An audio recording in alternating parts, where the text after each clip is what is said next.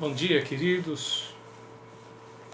Bom dia, meus irmãos, minhas irmãs. Que a graça do Senhor esteja sobre a sua vida, sobre a sua família, sobre o seu coração. Que esse dia seja vivido com alegria, com esperança, na perspectiva do cuidado, da provisão de Deus. Eu espero que, se você assim for edificado com esta mensagem, você possa divulgar, passar para frente, conseguir aí divulgar essa palavra e se inscrever no canal, se você não é inscrito ainda, para que nós possamos alcançar novas pessoas. Eu quero compartilhar o Salmo 126 nesta manhã para a nossa reflexão. Consolo para os que choram é o tema desse salmo. Diz assim a palavra do Senhor: Quando o Senhor restaurou a sorte de Sião, ficamos como quem sonha. Então a nossa boca se encheu de riso, a nossa língua de júbilo. Então entre as nações se dizia: grandes coisas o Senhor tem feito por eles. Com efeito, grandes coisas fez o Senhor por nós, por isso estamos alegres. Restaura, Senhor, a nossa sorte como as torrentes do Neguebe. Os que com lágrimas semeiam, com júbilo ceifarão. Quem sai andando e chorando enquanto semeia, voltará com júbilo trazendo os seus feixes. Quero falar sobre para quem sai andando, semeando e chorando. Eu no último vídeo falei em Eclesiastes, capítulo 11, que nós devemos semear, não ficar olhando o vento, nem as nuvens, e o Senhor manda a gente lançar a nossa semente e perseverar e persistir em semear, porque alguma há de prosperar. E eu citei o Salmo 126 naquela ocasião. E eu quero então continuar a ideia de semeadura, a ideia de perceber como é que Deus cumpre a sua palavra e como Deus faz a sua obra em relação aos desertos que nós passamos, aos momentos difíceis que nós passamos. Este salmo é um salmo chamado pós-exílico. É um salmo que é feito depois que o povo de Israel, o povo de Deus, passou uma experiência de 70 anos no cativeiro babilônico. E eles são restaurados, são trazidos de volta então para a sua terra, a sua pátria. E este salmista então, diante desse cenário de retorno, de vitória, ele percebe quão grandes coisas o Senhor fez por eles. Eles estão alegres, mas eles estão arrasados, terra arrasada, tudo para ser reconstruído. Eles precisam de um milagre, que o Senhor envie a chuva, que Deus traga um novo tempo para eles. E é nessa perspectiva que este salmista faz o Salmo 126. E esse Salmo 126 eu quero trabalhar alguns aspectos, mas antes que você perceba os três tempos nesse salmo, os três tempos verbais. Ele expressa ou testemunha até o que as nações estão falando do que Deus fez. Ele fala do que Deus fez. Grandes coisas fez o Senhor por nós. Então ele está trabalhando a ação de Deus no passado, a ação de Deus em relação ao passado. E ele está também fazendo um pedido para o presente. Restaura, Senhor, a nossa sorte. Ele está percebendo que é preciso não só viver do passado, não só ficar vivendo das lembranças do passado, mas que Deus tem uma ação no presente. Mas ele também trabalha um verbo no futuro. Quem sai andando e chorando, voltará, trazendo os seus feixes. Ele trabalha a perspectiva da esperança, mesmo na dificuldade do presente, mesmo semeando em terra seca, mesmo chorando, colocando sua semente na terra com lágrimas, eles voltarão com júbilos. E aí eu queria trabalhar 3 aspectos desse salmo. Primeiro aspecto, das grandes verdades que esse salmista descobriu nessa experiência. Primeira verdade é que o que Deus fez no passado é o mínimo que Ele pode fazer também por nós no presente. O Deus que fez é o Deus que faz. É muito importante isso. Muitas vezes, irmãos, quando estamos passando por lutas, por dificuldades ou por desertos, muitas vezes o presente para nós é só de lembranças. E a gente começa a conjugar os verbos no passado, né? Porque os nossos desertos são assim. Eles têm o poder de tornar a nossa mente cativas do passado. E nós começamos então a pensar só no ontem, no que foi, com saudade, com boas lembranças e muitas vezes sem perspectivas. Portanto, quando nós entendemos a graça de Deus que se renova todos os dias sobre as nossas vidas, as misericórdias do Senhor se renovam todas as manhãs. Quando nós começamos a compreender que o nosso Deus é um Deus que, de fato, já fez grandes coisas por nós, como ele diz aqui, grandes coisas fez o Senhor por eles, por nós, por isso estamos alegres. Com efeito, grandes coisas fez o Senhor por nós. É importante você ter memória. Inclusive, todas as vezes que Deus fazia algo grandioso com o povo, ele orientava a fazer um memorial.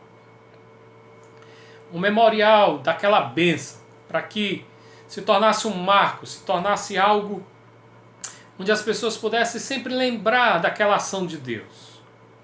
Não é errado você lembrar os grandes feitos de Deus. Não é errado você lembrar quantas alegrias você já teve. Não é errado você concentrar a sua mente naquilo que Deus já realizou, nas grandes vitórias. Como Davi, quando foi enfrentar o gigante Golias, ele lembrou de quando Deus já tinha dado vitória a ele em relação ao leão, ao urso que ele enfrentara e vencera. Então é importante ter esta lembrança, mas é muito importante você não limitar Deus ao passado. É muito importante você entender que Deus é o Deus que pode fazer grandes coisas também no presente. Então, quando você estiver passando pelo deserto, por um momento difícil, por uma perda, por uma angústia, por um choro, pelas lágrimas, pelo vale, muitas vezes até sem perspectiva, lembre que o Deus que você conhece já te deu tantas alegrias, tantas vitórias. E ouse então fazer a oração que o salmista fez. O seu deserto pode ser invadido pela graça de Deus e se tornar um manancial de bênção. Esta é a segunda lição que esse salmista entende. Ele diz: restaura, Senhor, a nossa sorte como as torrentes do Negueb. É muito importante você entender essa ideia de torrentes do Negueb. O Negueb era um deserto. Vez por outra, quando invadido pelas águas que desciam dos montes do sul da Palestina, tornava-se um lindo manancial de vida. A água que descia trazia vida ao deserto e aos poucos ia cedendo lugar a um jardim florido. O salmista olha para esse cenário de deserto, de sequidão, e olha para a água que desce dos montes e vê o deserto sendo transformado em algo belo, bonito. O salmista então diz: Senhor, eu quero isso para a minha vida. Eu quero isso para o meu povo, eu quero isso para a minha nação. Eu quero isso, Senhor Deus, para as nossas vidas. Eu quero que esta graça, que essa chuva, que esta água de vida venha sobre a minha vida. Portanto, todo deserto, pior que seja, quando invadido pela graça de Deus, quando invadido pela bênção, pelo manancial de bênção de Deus, pode mudar a sua vida e pode mudar a sua história. Portanto, nós precisamos crer nisso. Precisamos que Deus restaure as nossas vidas e precisamos crer que Ele pode restaurar. Eu sou testemunha disso. Outrora, em um tempo atrás, eu enfrentei um grande deserto. E eu olhava para a minha vida de sequidão, de lutas, de perdas, de angústias. E eu ficava imaginando se um dia eu ia voltar a sorrir, eu ia voltar a me alegrar e até a pregar a palavra. Mas eu fiz essa oração um dia. Senhor, restaura a minha vida. Restaura o meu coração, restaura aquilo que foi quebrado, restaura aquilo que está seco em mim.